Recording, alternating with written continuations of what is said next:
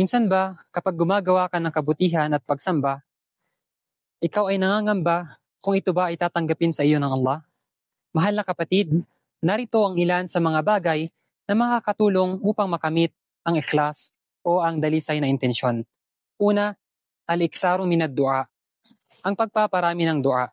At ang Rasulullah sallallahu alaihi wasallam ay madalas niyang sabihin o ipagdua, "Ya muqallibal qulub, sabbit qalbi ala dinik." O tagapagbaligtad ng puso, patatagin mo ang aking puso sa iyong relihiyon.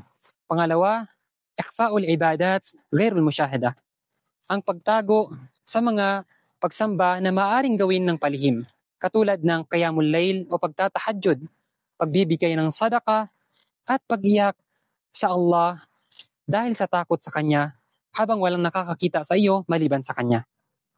At ang pangatlo, at-taglib ala hududin nafs, ang pagtagumpayan ang mga sariling hilig.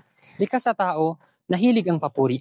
Kaya bilang isang Muslim, nararapat na labanan natin ito nang sa ganun ay hindi masira ang ating intensyon at mga gawain.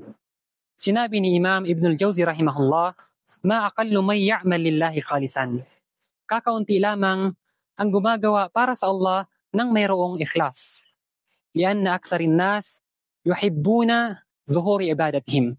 Dahil karamihan sa mga tao ay nais nila na ipakita ang kanilang mga pagsamba sa iba. Kaya mga mahal na kapatid, pagsikapan natin na gawin ang mga bagay na ito. Nang sa ganun ay makamit natin ang tunay na ikhlas. Wassalamualaikum warahmatullahi wabarakatuh. أدعو إلى الله على بصيرة أنا ومن اتبعني